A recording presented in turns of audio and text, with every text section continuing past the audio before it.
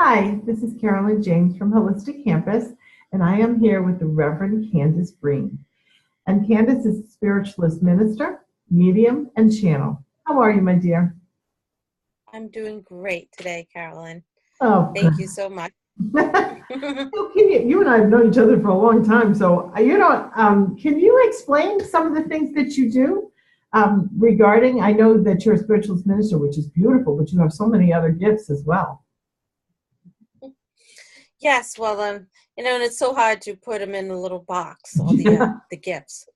But I frequently have conversations with spirit, and lots of conversations, and a lot of messages that sometimes out of the blue I get messages that are necessary for someone to receive, and I've done that as well. It's healing. It's a lot of all of it has to do with healing and healing the soul, healing a person who is grieving or may have lost someone a long time ago, things of that nature.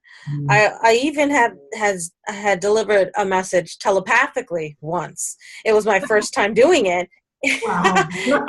And when that spirit visited me, which happens quite frequently, when that spirit visited me, he asked me to give a message telepathically to someone I knew, but she was far away, and I have not spoken to her in years. And I had remembered saying, "Look, how am I supposed to do this? Help me out." We'll give you the skills. I'll help you out to do it. And it was amazing, an amazing experience, amazing. Not only does spirits come to me and ask me to help them, but sometimes they will help me help them.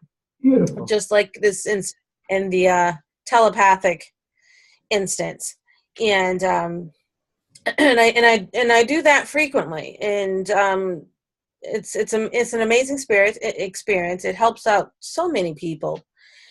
Just words, things like that, and that ties into the. Oh, you want to ask me a question? No, I thought you were gonna. so all of this is what you do with your clients as well. Yes, this is a lot of what it is. Yes. Oh, yes. Oh, yes. That's what I do with clients. They come, and there'll be a message for them sometimes.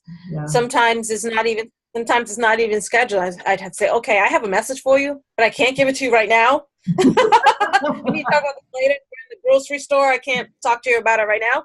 So things have happened like that, and I'll talk to them later. I usually write it down. If it's a channel, I write it down, and then, when I talk to the person, we talk about it. And this is the message that I have for you. So when someone reaches out to you and they want to make an appointment with you, what can they expect? Like, how does it all work? Well, they can expect a number of things depending on what is for them. I can I can call upon their loved one or the person that they would wish to speak to, and if that spirit is willing to come through and to at the meeting, then that will happen. But what has to be present is the client has to believe. Yeah, has to believe in order for me to be able to connect with that spirit that they're interested in talking to. Okay, sure. That's if someone comes with an intention of, I want to connect with blah blah blah. Okay. Now, also a person who just wants to come and they don't know that look, I just need help. I need spirit guidance. I need something. I don't know what it is, but I need something. Yeah. Then someone I can see who's there, who I can open up and see who's there, who wants to give them a message. It may not be someone they know, but there's someone there. It depends on who is present, who comes through. Right. And that's always so exciting because you never know.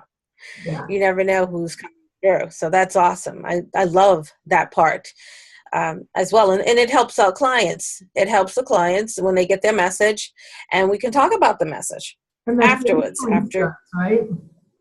Yeah. That's when the healing starts. That's right. Yeah. So that's also important as well. And in regards to channeling, um, I do that. Actually, I do that almost daily. For me personally, actually, I keep a log of all my Wow. all my channeling, which Good is, girl. I do that. Yeah, I do. I keep a log of that, and I have a little book, and I, see, and I write who's speaking and all that, things like that. And that's always an amazing experience.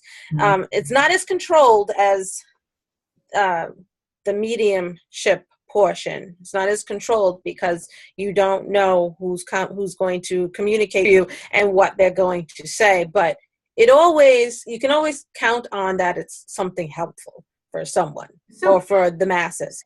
Candace, can you explain a little bit for people that are watching the difference in your mind of mediumship and channeling? Right. Yeah. Okay. Channeling is just like you're turning the channel, the old fashioned TV. You want to go to this channel to get PBS or whatever. So channeling is having spirit use me, the person. Okay. Because I'm open and receptive. They uses me to communicate their message, which is a message usually for a lot of people. And I write it. I write it out what messages they have to say for the masses, and I share it. Okay, that's what that is. It's not controlled. I go into, You're get completely into. out of control at that point, I would think. Oh, there's no control whatsoever. There's no. I control holding the pen, basically, because even this is my note. This is my note. This is my notebook log here, and this is channeling from the collective.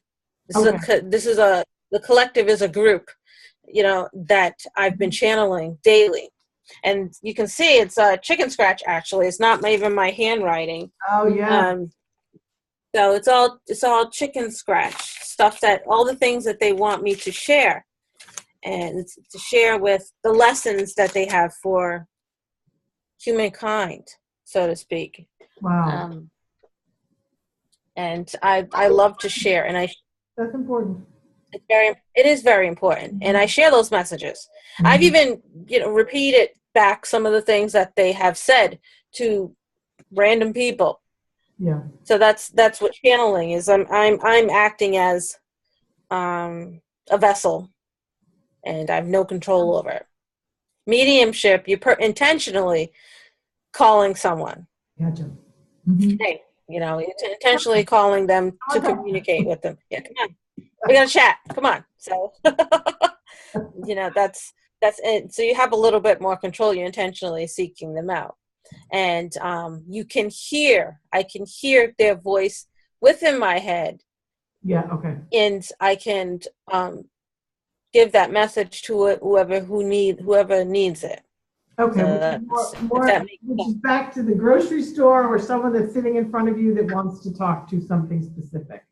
But the channel part, that's right. We got to get you on stage, honey. We got to get you in front of people. That's pretty amazing. I'm open. I'm ready. I love it. It is amazing. It is amazing, and it is very amazing. And you're not. I don't know what to say. It's an experience like no other. Yeah. Yeah. And it's good and these members of the collective that I've been channeling are from a whole different. The explanation of them, which I explained in my writing, that will be published one day when I'm done, explains who they are and what they're doing. Because they told me who they were, yeah, and what their purpose was, and it is truly, truly amazing. And they have a lot of wisdom to share.